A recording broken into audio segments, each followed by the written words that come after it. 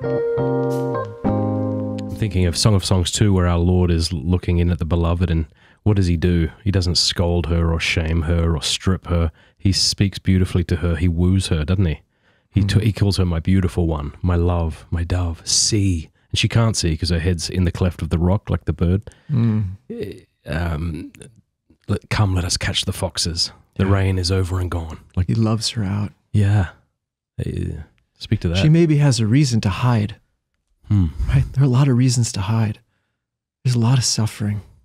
And people want to hide in a rock. That's a nice safe place. Hide in the rock. He doesn't force her out. He doesn't shoot at her. He doesn't threaten her. He loves her out. Loves her into letting go. He loves her defenses down. He loves her into trusting him again. Draws her forth, woos her, attracts her. Yeah, and the spiritual life, I mean, you're raised with like, here are your prayers that you say, here are the things that you do, and these are all necessary. But it's got to get to that place somehow. Like that stuff has to somehow get integrated with the personal response to the beloved, doesn't it? Or else what? It just remains on the level of law and obligation and dry duty. Yeah, it seems that an ordinary path is encounter, which leads to conversion, a transformation of thought and habits in order to orient our life, as Pope Benedict said so beautifully. You know, Christianity is not an ethical decision or a lofty idea, but an encounter with an event, a person that gives life a new meaning and a broader horizon, or decisive direction and a broader horizon. So that encounter produces a desire to change behavior. But then when you're raising children, when you're raised in faith, then what are you going to raise children with? Well, you give them the tools. But even here, it's a place that I really love the catechesis of the Good Shepherd, because it's a Montessori-based method of catechesis that, first of all, engages children at their appropriate developmental levels. They even have a toddler atrium in CGS. It's amazing. And it's oriented toward, well, taking advantage of the absorbent mind, as Maria Montessori described it. 0 to 6, children soak in everything. This is why they can learn like 4 languages without going to school. They just soak in everything. So why wouldn't we feed them the language of faith? The symbols and the words, the gestures, which are liturgical gestures, which are scriptural words, which are the narrative. So we feed the children that data of faith, the language of faith, but for the sake of an encounter, so that they have some of those things happening, so that they can actually meet the Good Shepherd. And that's the first parable that's presented to the children, is the parable of the Good Shepherd from John 10. And the children come to know him, and they leave these pregnant questions like, he calls each of the sheep, and they follow him. He knows them by name. And the catechist says, who do you think those sheep are that are so important that the shepherd would know their names? And they just leave the question hanging. And weeks, months later, children will come back and say, I think I know who the sheep are. Really? I'm one of the sheep. Yeah. And it leaves them the chance for discovery, but then it becomes personal.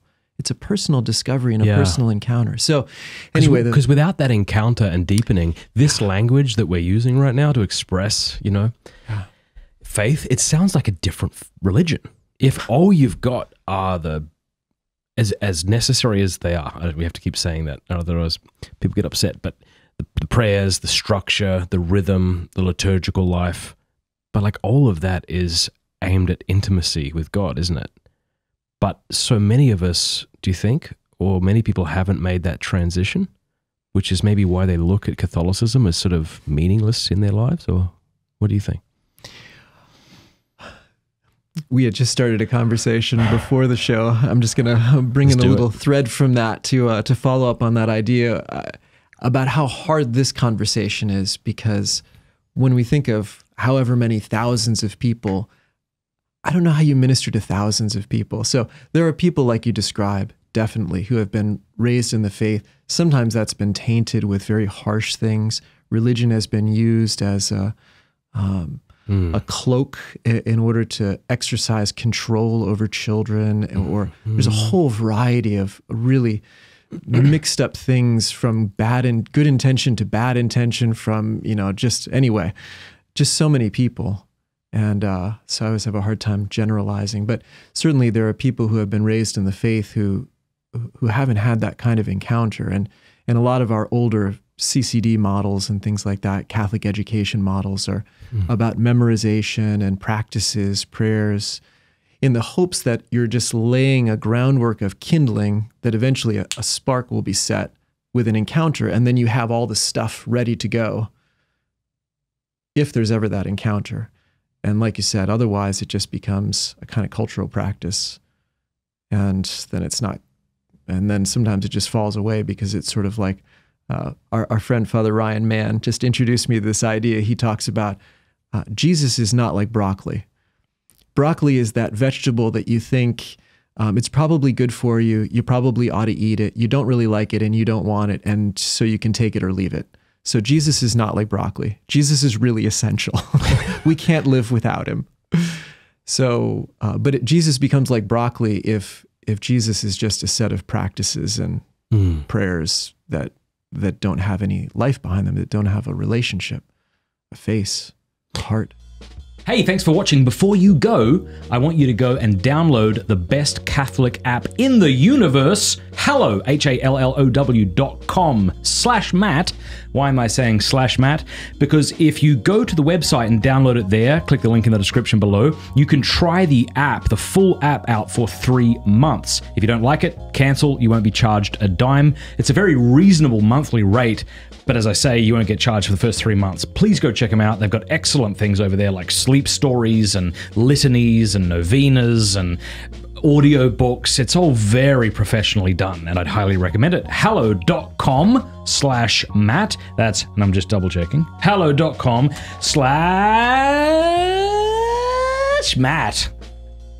Link in the description.